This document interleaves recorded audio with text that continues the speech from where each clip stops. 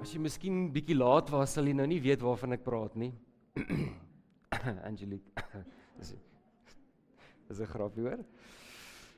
Ons het die diens begin deur die begin van die bergprediking te lees en ek gaan nou met jou die einde van die bergprediking deel. En dit wat ek hoop ons reaksie sal wees in hierdie Pinkstertyd. In Lukas 6 vers 46 net hierdie een vers.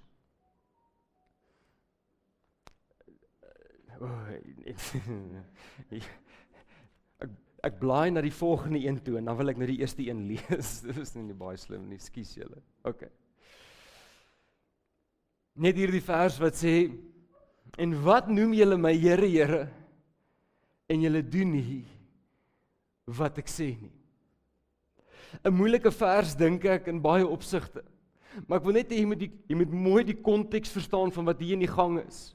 En so die Bybel leer vir ons in Matteus dat daar was hierdie groot skare gewees en Jesus het gesien hier vorm nou 'n skare en Jesus wil hier die oomblik gebruik en hy gebruik dit baie goed want hy klim so eentjie teen die berg op en dan begin praat hy met hulle en dis die langste aaneenlopende lering wat Jesus vir ons gee, bekend as die bergprediking. En dis hierdie crazy waarhede, dit is wonderlike goed, onder andere die Onse Vader, en hy vertel ons hoe ons sout moet wees, en daar's soveel great lering in die bergprediking. Maar nadat hy alles gesê het, nadat dit hierdie mooi, wonderlike oomblik saam met Jesus was, kies Jesus om die bergprediking te eindig met hierdie vraag, wat noem julle my Here, Here, maar julle doen nie wat ek sê nie. En dan gaan hy verder en hy vertel die baie bekende storie van die een wat sy huis op die sand bou en die een wat sy huis op die rots bou. En ek wil hierdie Pinkstertyd begin land met hierdie waarheid dat dit gaan nie oor of ek en jy gehoor het nie, dit gaan oor of ek en jy gaan doen. Is hoor belangrik? Want sonder hoor kan ek nie doen nie, reg? Is wag krities? Natuurlik, as ek nie wag nie, kan ek nie hoor nie. Maar as ek gewag het en ek het gehoor, en die Here het regtig met my gepraat, en daar's dinge in my lewe wat ek behoort reg te skuif, en ek kies om dit dan nie te doen nie, dan is dit soos 'n man wat sy huis op die sand bou. Nou bly by my, want daar's 'n paar tragiese aspekte van om jou huis op die sand te bou. Kan ek jou net vra, het dit hierdie ou iets gekos om sy huis op die sand te bou? Was hy besig gewees met iets goed? Het hy gelyk asof hy die ou wat sy huis op die rots bou voor is? Jy sien al hierdie goed. Die tragedie van die huis op die sand bou is dit die leuen wat dit aan jou verkoop. Jy sien, wanneer 'n ou niks doen nie, wanneer hy nie bou nie, en hy slaap met sy stretcher op die strand, en die storm kom, dan weet hy, oeps, ek moet loop skuilings soek. Die uitdaging met ons as kinders van die Here, en ek glo jy is, en ek glo jy is lief vir hom, en ek glo jy wil hom dien. Maar vir ons wat altyd goeie intensie het, maar nooit regtig gehoorsaam is nie, ons het hier die uitdaging, dat ons bly binne 'n huis, wat ons gebou het op die sand, wat ons troos, dit vertel ons 'n halwe waarheid, dit skep by ons die idee dat ons okay is, terwyl ons nie okay is nie. Die grootste uitdaging is, as Jesus regtig op pad is terug, wat ek hoop jy glo hy is, en as die tyd regtig min is, soos wat meeste ouens erken dit is, die uitdaging is nie die wêreld wat nie 'n huis het nie, dis die kerk wat slim geword het, die kerk wat baie weet, en nog steeds nie doen nie. Ons uitdaging lê hierin, dat ek en jy genuine erns moet meen om gehoorsaam te wees. Want anders, wat help dit? Ek wil vir die musiekspan genuine uit my hart uit dankie sê. Dankie vir julle effort, dankie vir julle moeite, dankie vir die ekstra dienste en die ekstra tyd wat julle uitgekoop het. Dankie dat ons lekker kan aanbid en kon aanbid het oor die laaste 3 dae. 4 dae as jy so wil tel.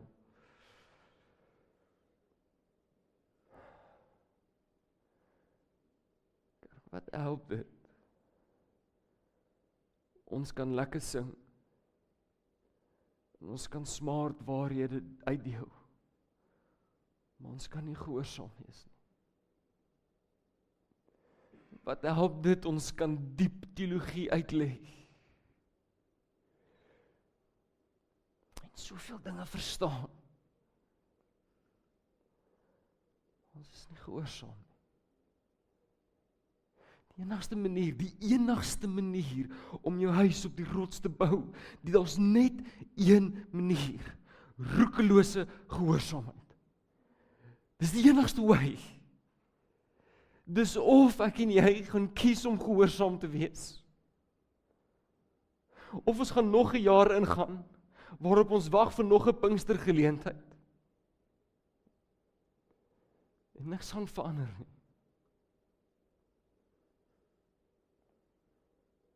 En hoor mooi, ek hoop jy hoor my. Jesus was bewus van hierdie uitdaging, daarom sê hy dit aan die einde van die bergprediking.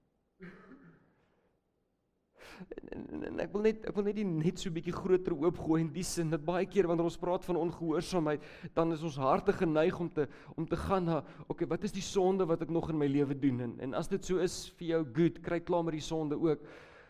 Maar die Bybel sê vir ons, hy wat weet om goed te doen en dit nie doen nie, vir hom is dit sonde.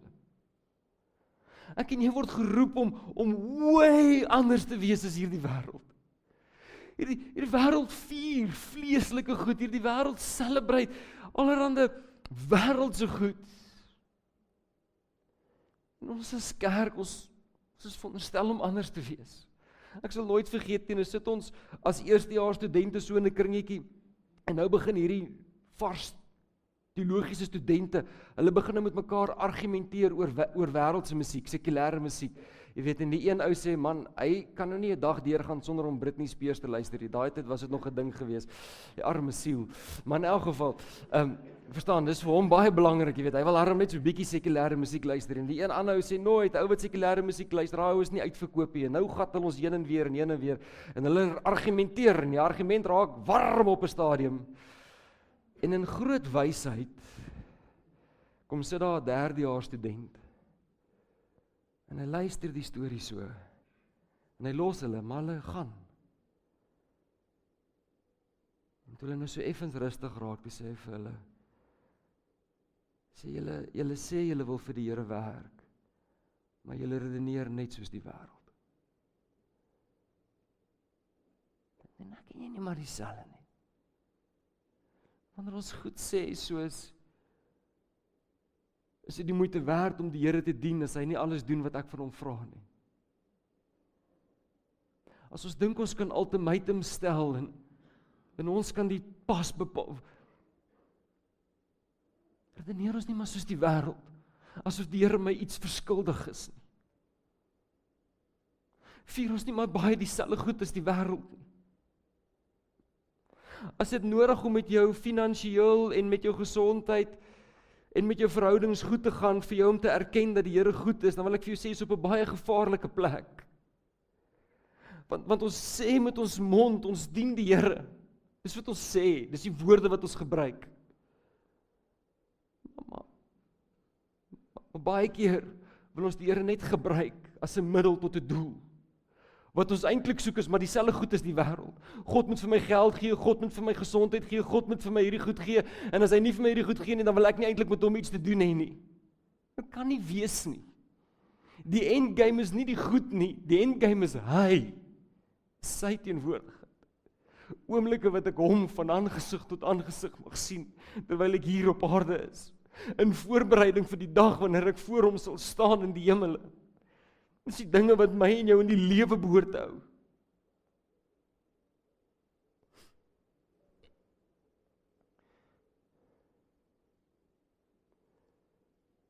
En weet jy wat is die hartseer deel?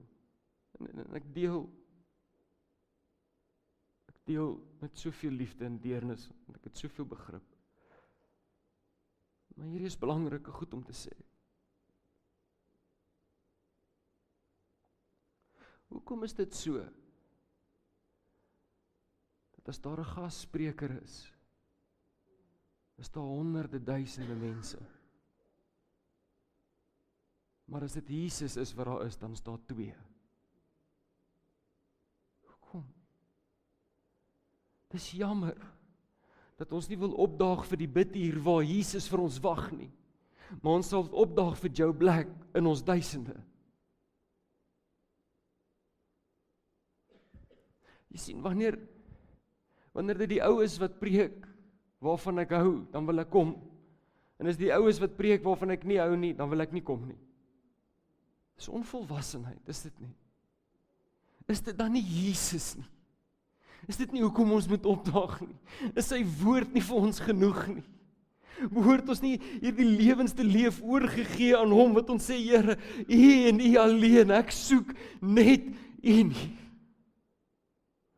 Is hy nog vir ons genoeg?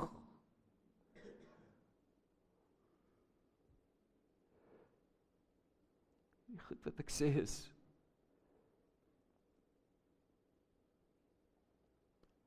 as jy dit regtig ter harte neem, hierdie is nie maklike goed nie.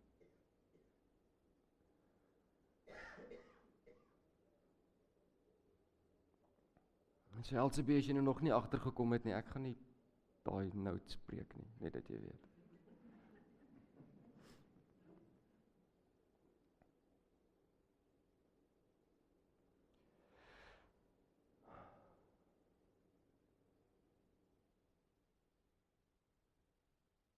Sê goed.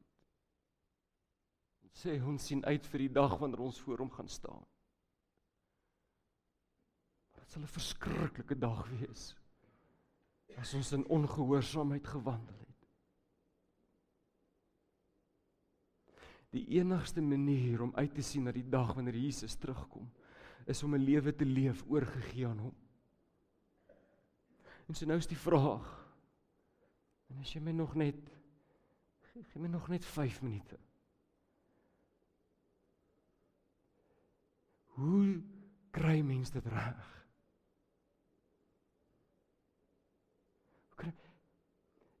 En die antwoord lê hierin.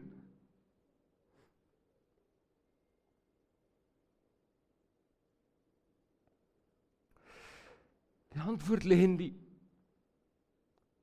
was 'n wyse en dit was 'n dwaase. Die vraag is nie, hoe kan ek nou myself oortuig om éventueel genoeg incentive te kry sodat ek begin anders leef nie. Die vraag is eenvoudig dit. Wie is jy? Dis die vraag.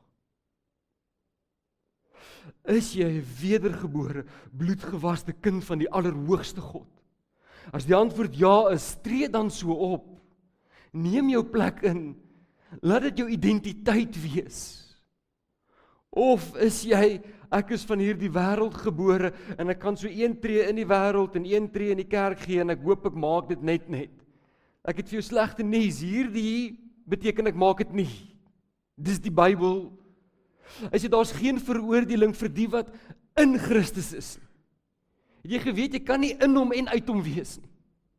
In hierdie selfde bergprediking in Lukas 6, sê hy, jy kan nie aan 'n doringboom en aan 'n vyeboom dieselfde vrug kry nie. Hy sê, 'n goeie boom gee uit die goeie van sy hart, die goeie skat van sy hart, gee hy goeie vrug. En die slegte boom uit die slegte skat. Het jy geweet, jou skat in jou hart kan, alles het 'n skat, nog steeds sleg wees. As jy wil weet wat in jou hart aangaan, kyk na die vrug wat jy dra. En so nou wil ek die vrug verander. Ek sien, hier's vrug en ek like dit nie.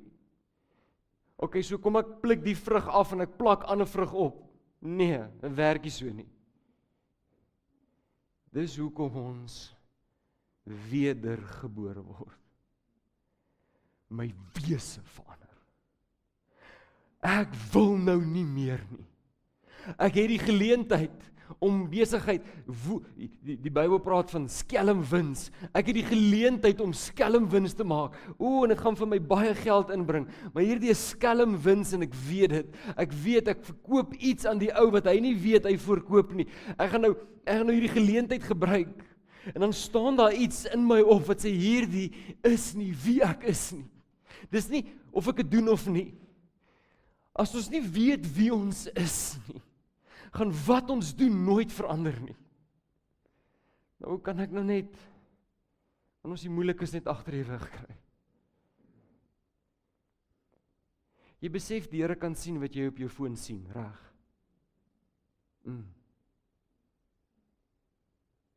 Kom vry man. Kom vry. Ons kan vry wees. Ons het nie nodig die instaatstellende genade is die genade wat vry maak, nie wat my koester en vertroos nie. Dis die hartseerste leen wat aan ooit verkoop is aan ons. Is dat ek willens en wetens verkeerde goed kan aanvang, in sonde kan bly voortploeter, en al wat ek hoef te doen is, ek hoef net so af en toe te vra vir genade. Dis nie die Bybel nie. Die storie van die Bybel vertel 'n storie van vry wees. Maak net jou oë saam met my toe asseblief.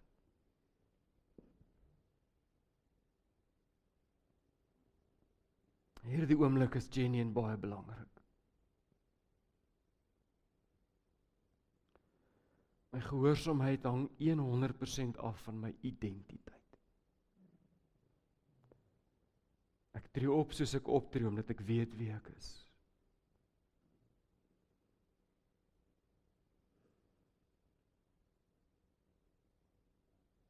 Angelika, sal jy asseblief net vir ons kom speel?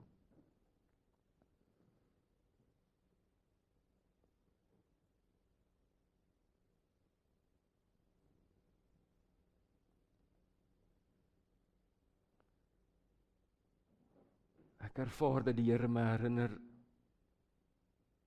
dat ons het vergeet wie ons is.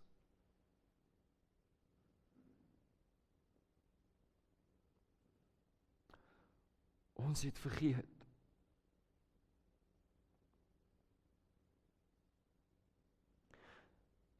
Daar's net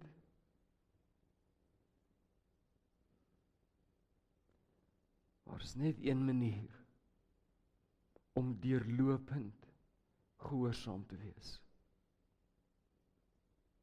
En daardie manier is, as ek weet wie ek is in Christus.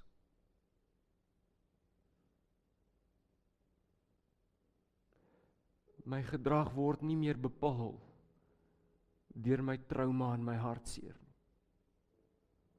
Ek gebruik nie meer die verskoning van ander mense se swak gedrag vir my gedrag. Ek gebruik die verskoning van die kruis vir my goeie gedrag. Ek gebruik die krag van die Heilige Gees in my. Hierdie krag waarvoor ons gewag het hierdie laaste paar dae. Hierdie krag waaroor ons praat en waaroor ons sing. Hierdie Heilige Gees is nie daar net sodat ons goed kan voel nie. Hy is daar om my en jou krag te gee om lewe van oorwinning te leef. 'n Lewe van gehoorsaamheid.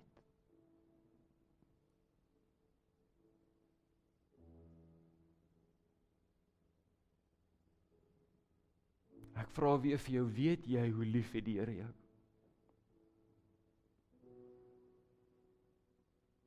Die Here stop vanoggend 'n diens om vir iemand te sê, vind weer jou identiteit in my.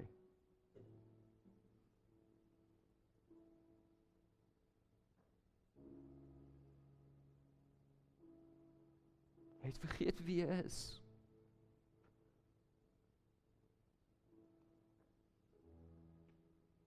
En nou sit jy soos die verlore seun, iewerster in 'n varkhok en pele vreet, terwyl jy suppose is om in jou pa se paleis te wees.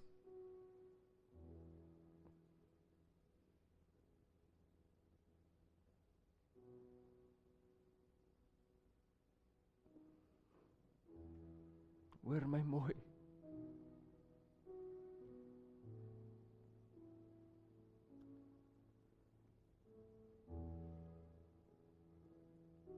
Jesus roep jou.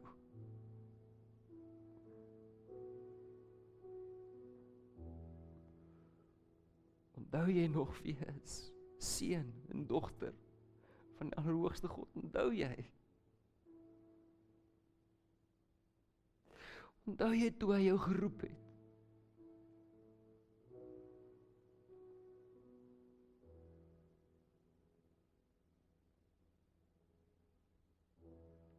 Onthou jy daar was goed wat jy gesê het jy gaan doen?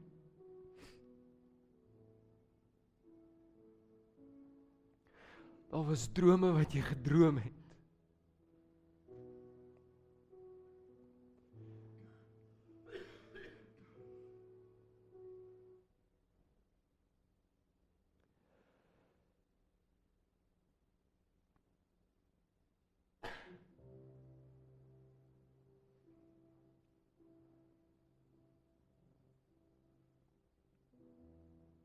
En hierdie is so belangrik.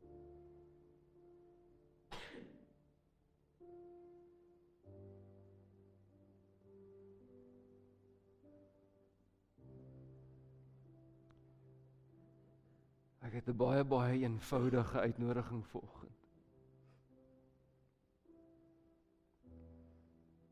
En dis 'n uitnodiging dat jy sal erns maak met jou identiteit, sodat jy gehoorsaam sal wees na die wagtyd.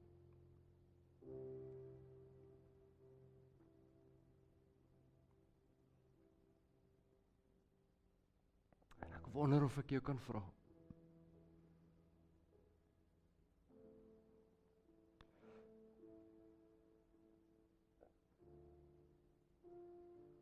As jy vanoggend opnuut wil kies,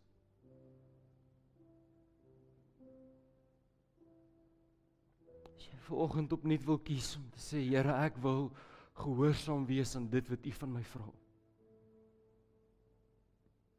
As jy vanoggend wil sê, ek wil opnuut my identiteit opneem as 'n seun en 'n dogter van die Allerhoogste God. Wil jy nie net vinnig op jou voete staan? Wil jy nie net saam met my opstaan as teken teenoor die Here? En sê, Vader, ek kies vanoggend opnuut. Ek kies.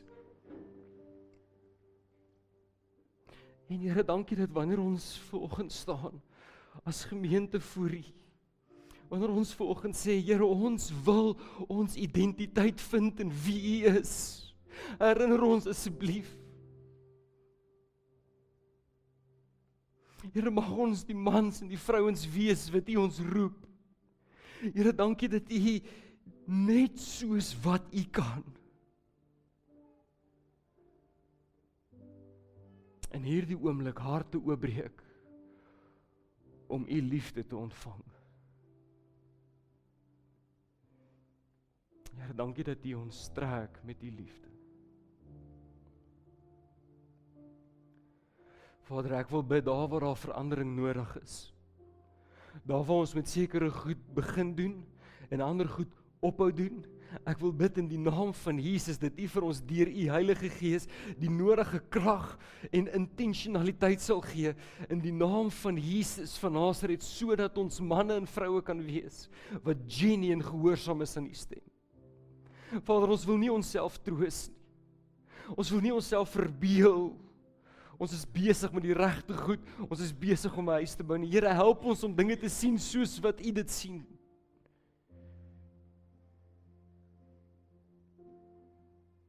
Here, wys ons opnuut U hart. Herstel ons vreugde.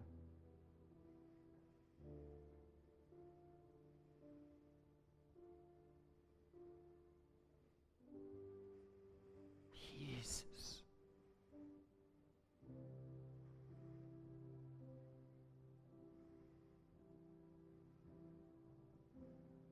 Here, baie dankie vir die werk wat U Gees nou in ons hart kom doen. Vader, ek wil dit kom vasmaak in die naam van Jesus. Dinge waarvan ons nou oortuig is, mag ons nie onsself troos in die dae wat kom nie. Mag ons ernstig wees, en met die nodige erns onsself voorberei. Mag ons oorgegee leef, los van onsself, uitverkoop aan U. Ek bid dit in Jesus naam. Amen. En amen. Jy is welkom om jou sitplek te neem.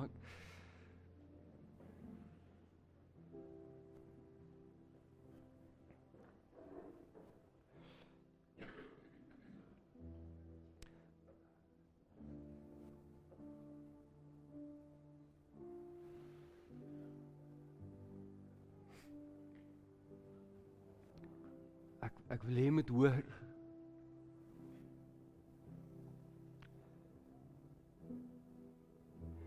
Dis meer belangrik as ooit. As jy moet goed verander dit asseblief. As jy goed moet regmaak, maak dit reg. Eenvoudigheid is eenvoudig te belangrik.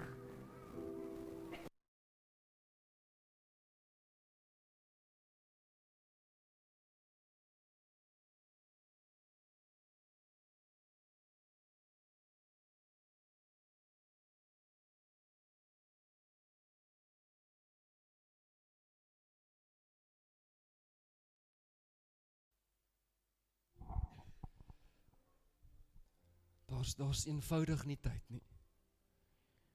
So ek pleit by jou. Moenie hierdie geleentheid laat verbygaan nie.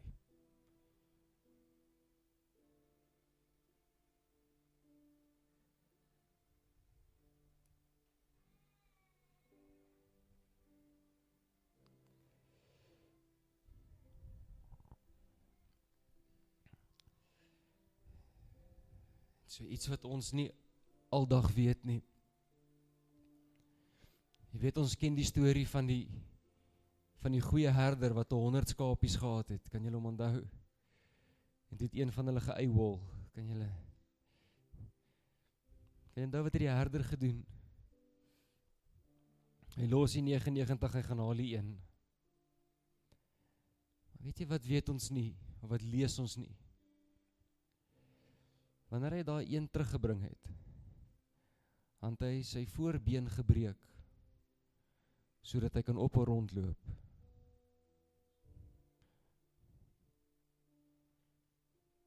Moenie dink jy gaan elke kort weghardloop. En die goeie herder gaan hom maar net ewige dwee agter jou aanloop. Daar's 'n genadetyd, daar's 'n genadevenster.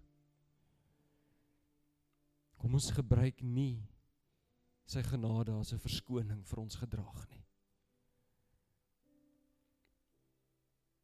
Hy is besig om terug te kom. Maak gebruik van elke geleentheid en bou die koninkryk. Amen.